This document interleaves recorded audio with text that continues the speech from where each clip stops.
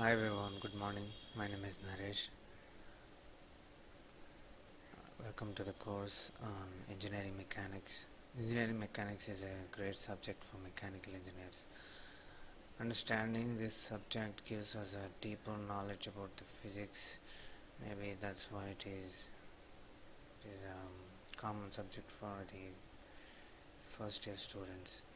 In this subject we will learn about the resultant force, centroid, center of gravity, moment of inertia, which is absolutely a key concept for understanding the rotating bodies. And when it comes to moment of inertia of the area, and how it actually affects the deflection during the bending, and polar moment of inertia, it belongs to the twisting. And the problems we're about to solve are like the situations in real life, so that you can understand and create something. It helps us in understanding the failures and improvising. Whomever the design engineer, he needs to know the amount of force on a particular element or a body in order to give that body a sufficient cross section, or the area to resist that much of load. Okay, the engineering mechanics is divided into two main branches. Okay, the one which deals with the bodies at rest, and the other which deals with the bodies in motion. Okay, the one with deals with the bodies at rest, and which deals with the bodies in motion.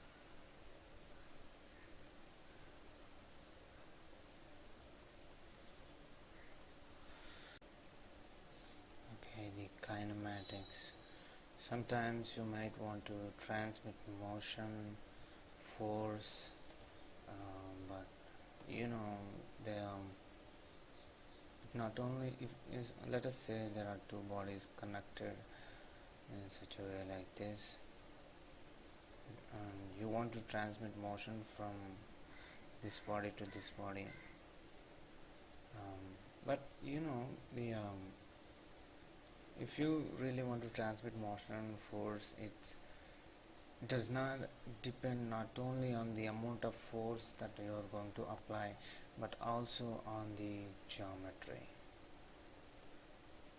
Yes, geometry plays a vital role in transferring the kind of motion.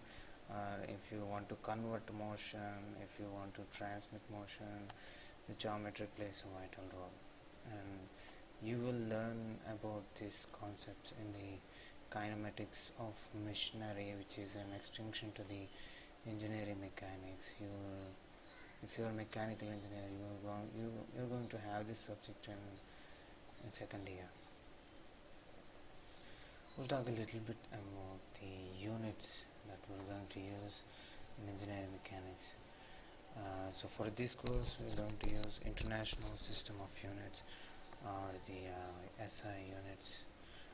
The fundamental units of SI units are kilogram,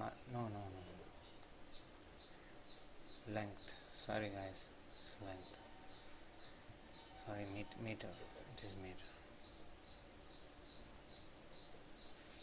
meter and second, kilogram, meter, and second. And I'm gonna tell you a small story about this meter, so that you can understand what are these units are. By this time you might have already know, but I want to tell you guys at a glance about this unit meter.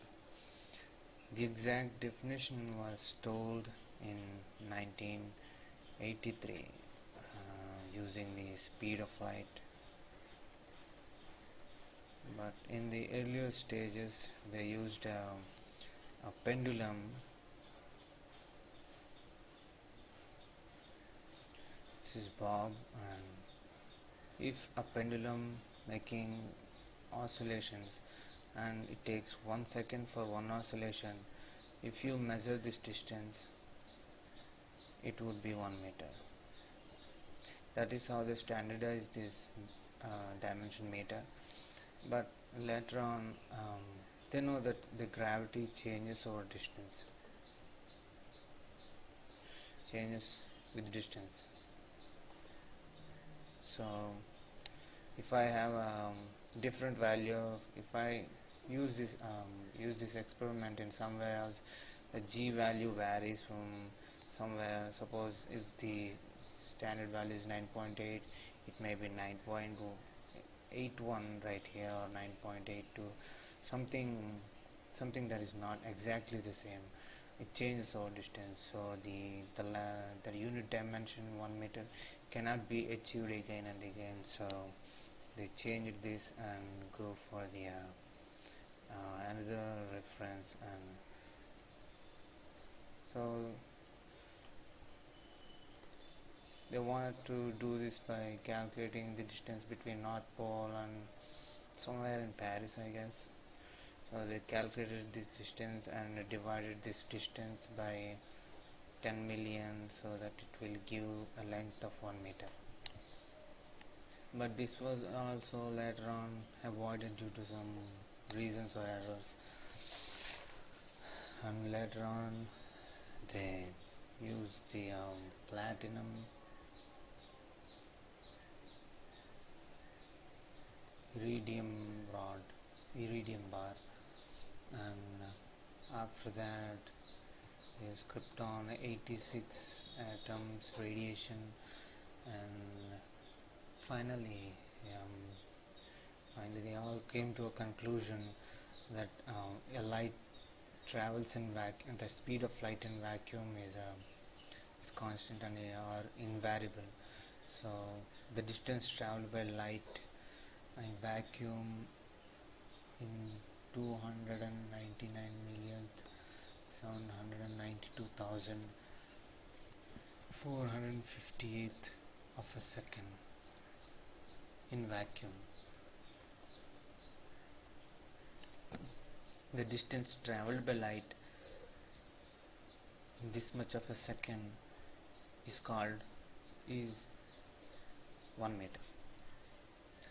So that's how they standardize this unit.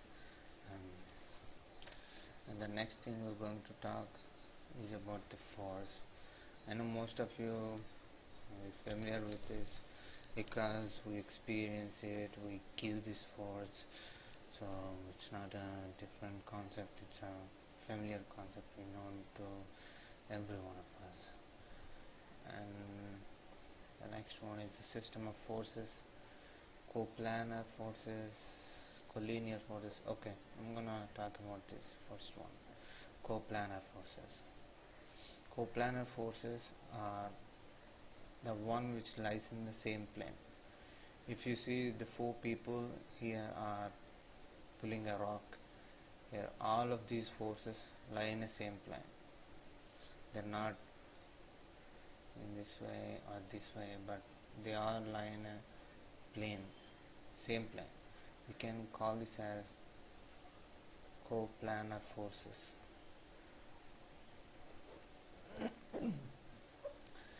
And the next one is the collinear forces. The line of action is a straight line.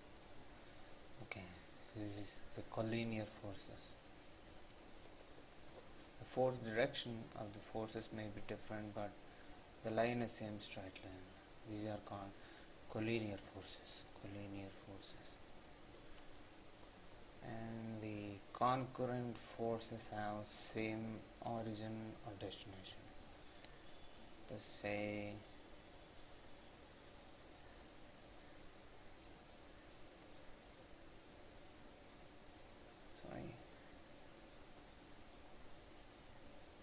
they all have same origin, same destination, and when it comes to coplanar concurrent forces, they lie in a same plane and they have same origin or destination. And coplanar and non-concurrent forces, they lie in the same plane, but they are not concurrent, which is maybe something, yeah, they are not concurrent, they are coplanar forces. They lie in the same plane, but they are not concurrent. And the non-coplanar concurrent. There may be, let us say this is the horizon,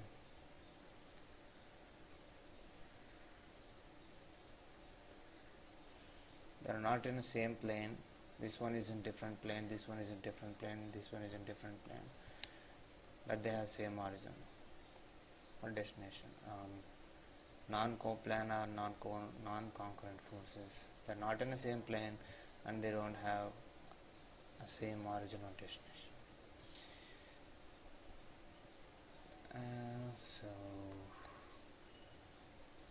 this method, this one can also give rise to concurrent and coplanar.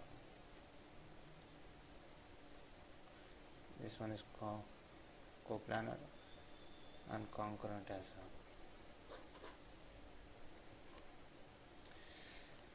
Okay, now the resultant force.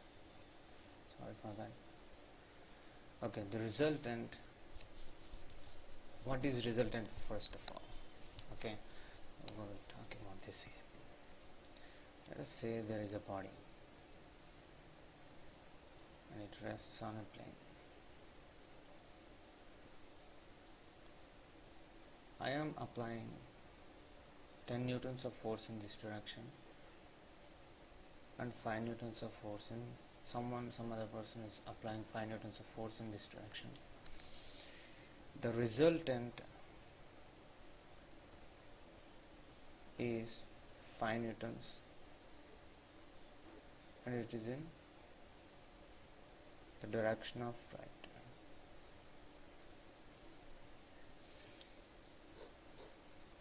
Why the resultant is 5 newtons? So what is this resultant? If you consider two forces, I am applying 10 newtons here and 5 newtons here. In this 10 newton, 5 newtons force will be opposite to this 5 newton and they both get cancelled. And there will be another 5 newtons which tries to move this body in this direction. So the resultant is 5 newtons. Or simply I can say that if I apply 10 Newton force in this direction and 5 Newton force in this direction, I will get the same kind of effect as I am applying 5 Newtons only in this direction. Hope I am clear. If you don't understand this, what is this part again? Okay, I am telling you guys again. Suppose if I am applying 10 Newtons force in this direction and 5 Newton force in this direction, I will have the same kind of effect on this body as I am applying 5 Newtons only in this direction on the same body. You guys understand that? Okay. This is what we call it as a resultant, or the summation of number of forces. It is the ultimate force, ultimate acts in a specific direction, which is the summation of number of forces. Okay, I'm going to tell you guys about this thing briefly, but before that, what are the methods to solve this resultant force? The first one is an analytical method, and there is another one called graphical method. In graphical method we use vectors, and there will be we'll connect the endpoints, and this will be the resultant force, and we measure the angle with the x, and this is the direction of the resultant. In the analytical method we'll use parallelogram law of forces or method of resolution. two types of analytical methods were there.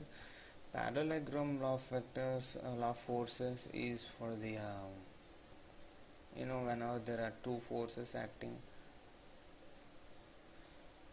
the resultant will be along the diagonal of a parallelogram. And whereas the method of resolution, no matter how many number of forces were acting on a system, we can use this method of resolution to find out the resultant and the direction of the resultant.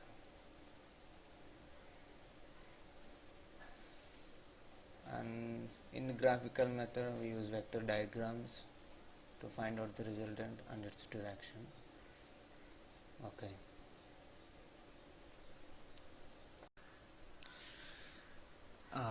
We're going to talk a little bit about the horizontal force,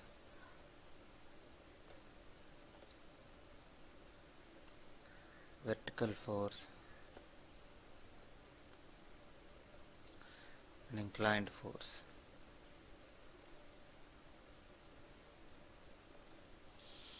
Horizontal force is the one which acts horizontally, and vertical force is the one which acts vertically, and inclined force acts at an angle. Okay, why are we talking about these basic forces? And I'm going to tell you guys, I'm going to explain you guys why we divide an inclined force into two components as horizontal and vertical. If you consider a body, if I apply force F in this direction, which is more than the frictional force, then the body moves from one position to another position. Or else, if I take a body and if I apply force in this direction, body moves in the upward direction. So if there is a horizontal force, there will be horizontal movement, right? Horizontal displacement. If there is a vertical force, there will be vertical displacement. But when it comes to the inclined force, so if you apply a force in the inclined direction, let us say the body reached a point similar to this. Here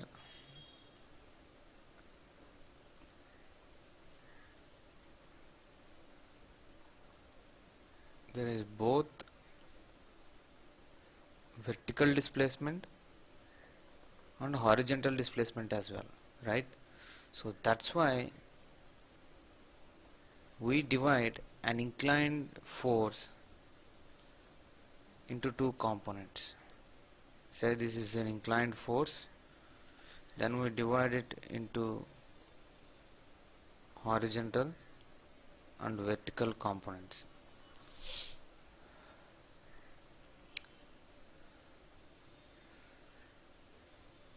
Sorry.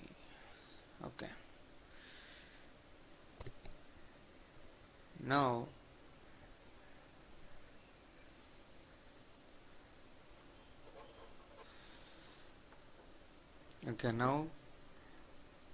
parallelogram law of forces.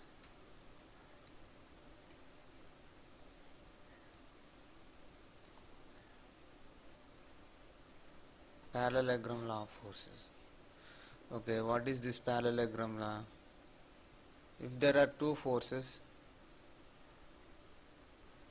acting along the sides of a parallelogram, let us say this one as P, this one as Q.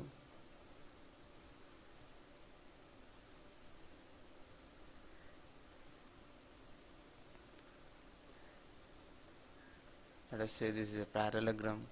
Then the resultant will be along the diagonal.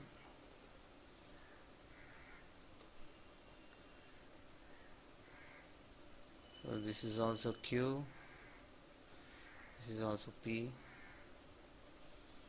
Say the angle is theta. So remember that whenever we are finding a resultant,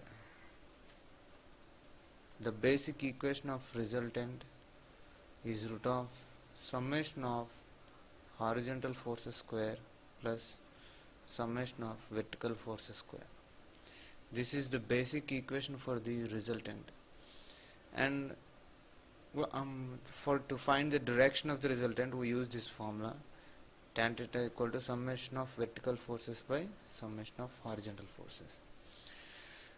I'm going to tell you guys, these are the important topics on which you will get problems in exams, and of course you're going to solve the real-time problems as well using these two formulas. But first of all, let us find the resultant of these two forces P and Q. Write the equation. See the horizontal forces. The horizontal force is P. Okay, I'm gonna have to explain you guys how to resolve forces.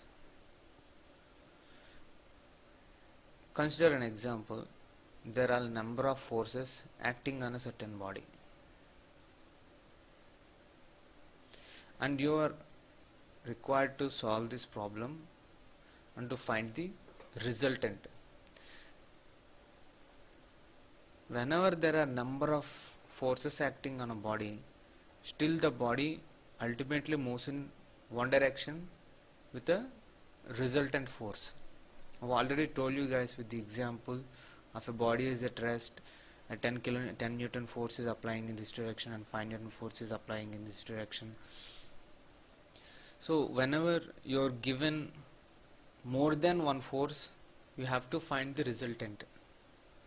So summation of horizontal forces can be calculated by take the positive side of this x-axis. Let us say it for the sake of the solution. Let us say this is positive x-axis. Whenever you are solving horizontal forces, measure the angle from this direction, this line to the force. Say this is theta 1 and this is theta 2 and this is theta 3 and this is theta 4 and this is theta 5. Should not be like that. So theta 5. Okay. If you want to find the resultant, you have to find horizontal and vertical forces summations. So here F1 horizontal forces can be found by F1 cos theta 1 plus F2 cos theta 2 plus and so on. But instead of that, now you have to find the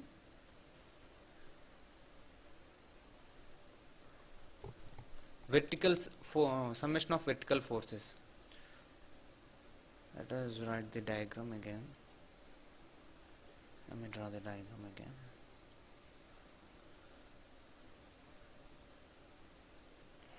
F1, F2, F3, F4, F5. If you are about to find the vertical forces, then take the angle from this direction. Theta 2, similarly theta 5, this is theta 2 and this is theta 1, this is theta 5. Do that and take F1 sin theta 1 plus F2 sin theta 2 plus F3 sin theta 3 plus and so on. I don't know how you guys were being told to find these horizontal and vertical forces, but this is the method that I follow. I know maybe most of you guys follow this.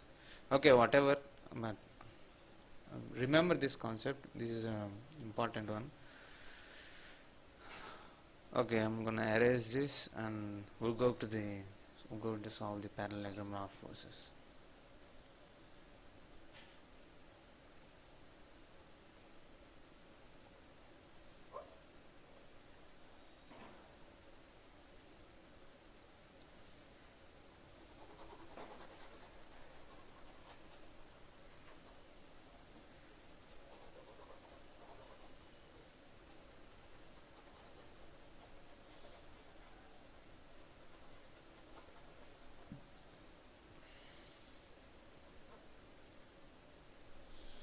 Okay, similarly,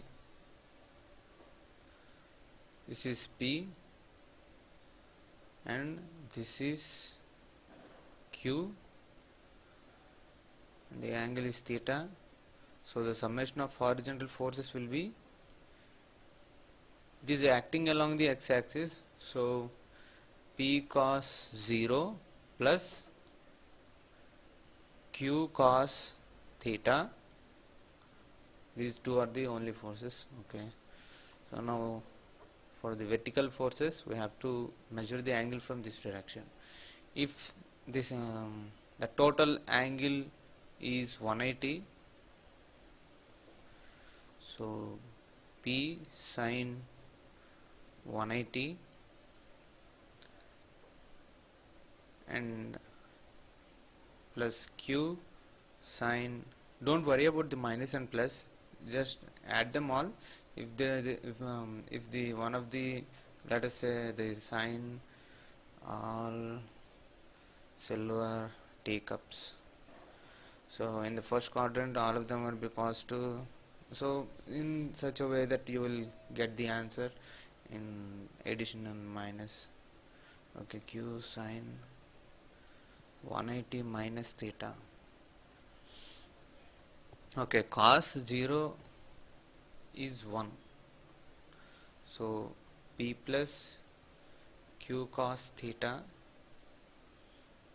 and sin 180 is 0, so Q sin 180 minus theta means, in 180 minus theta means it comes to the second quadrant. In second quadrant sin is positive, so Q sin theta.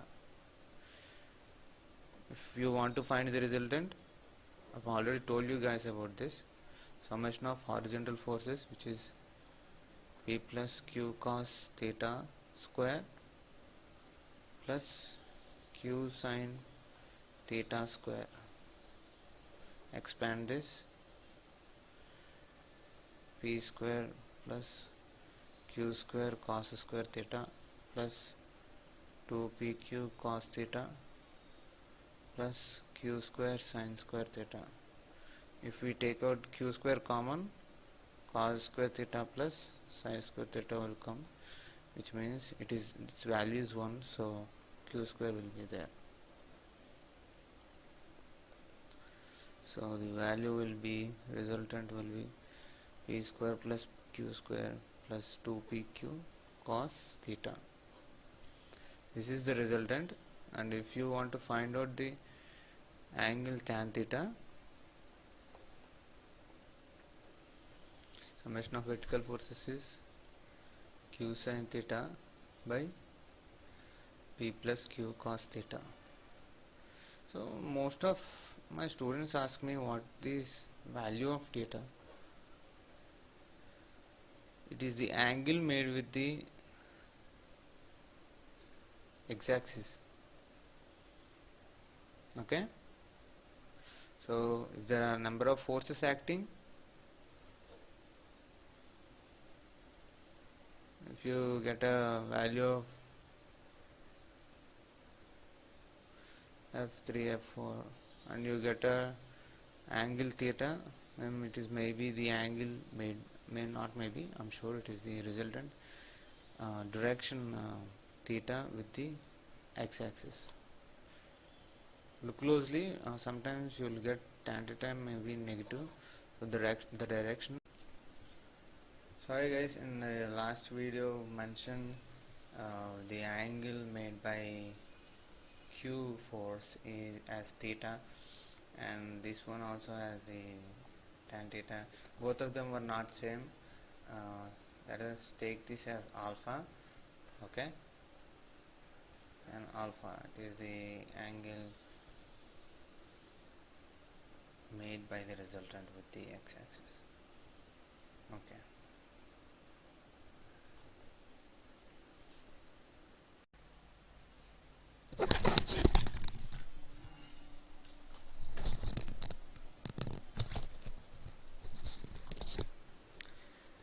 Hello guys, now it is for the other analytical method to find the resultant of forces, which is method of resolution. Okay, I've already explained this concept in the previous lecture, but I want to be more precise about it. Okay, I'm taking only three forces. See, the angle is theta 1, theta 2, and say this angle as theta 3. Okay, so if you want to find the resultant of these three forces, which means, say, this is the body on which these forces are acting. This is F2, and this is F1, and say there is another force F3. So if these three forces are acting on the same body, then what would be the ultimate direction and ultimate force, the resultant force that is going to affect, which means, let us say, after the application of these three forces, it moved in this direction, making some displacement d.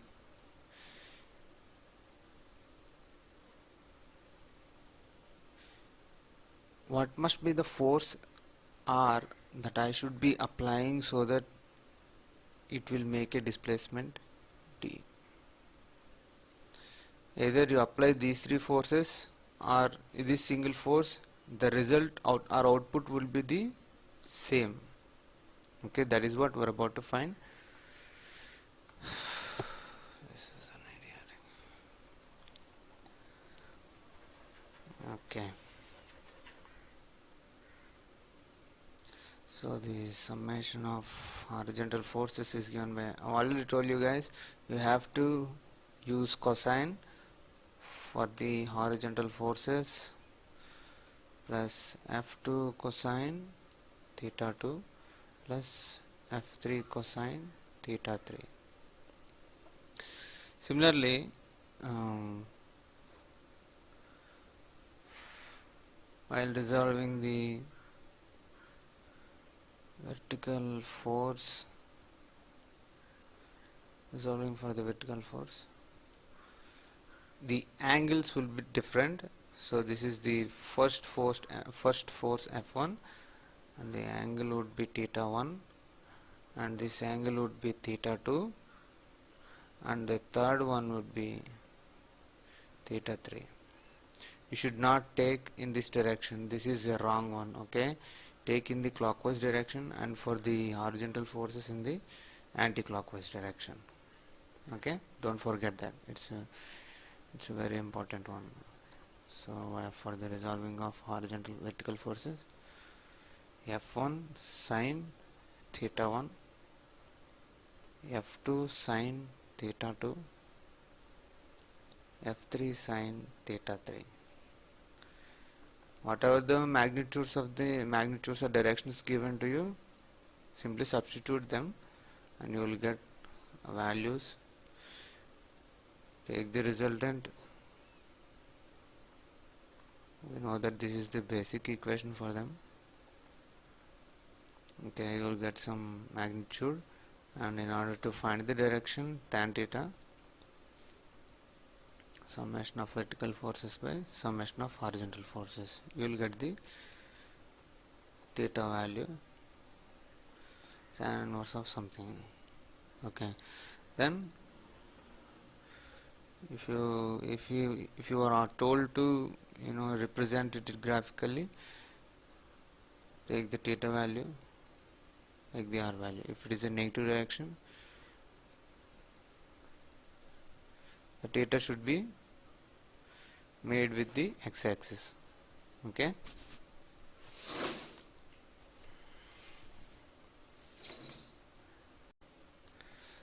now we are going to talk about the graphical method or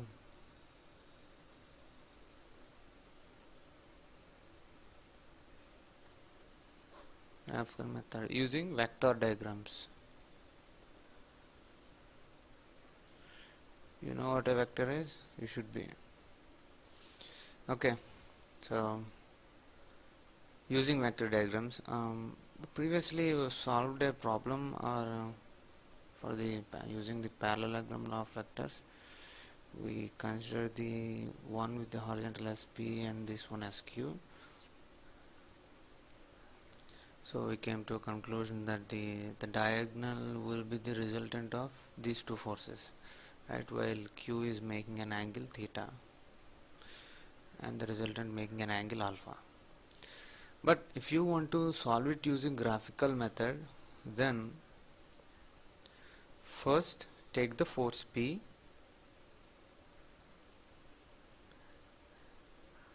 since it is a vector, the length would be equal to the magnitude of P. If the P value is 20 newtons and Q value is 30 newtons, and take a 1:1 ratio, and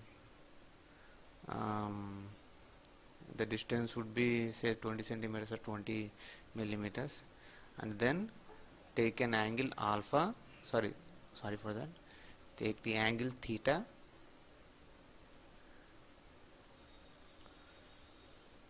Now since the magnitude is 30 newtons, so this dimension would be 30 millimeters or 30 centimeters. If you want to measure it accurately, then take centimeters equal to the magnitude of Q. In graphical method, the distance between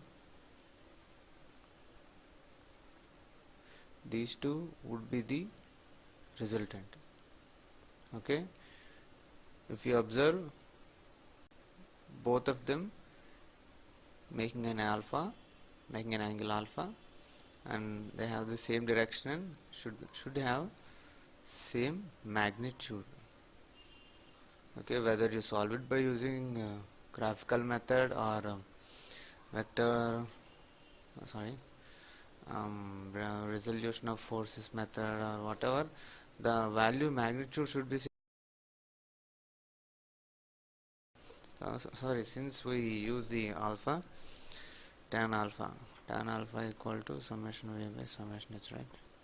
So this value and this value should be the same value. Okay.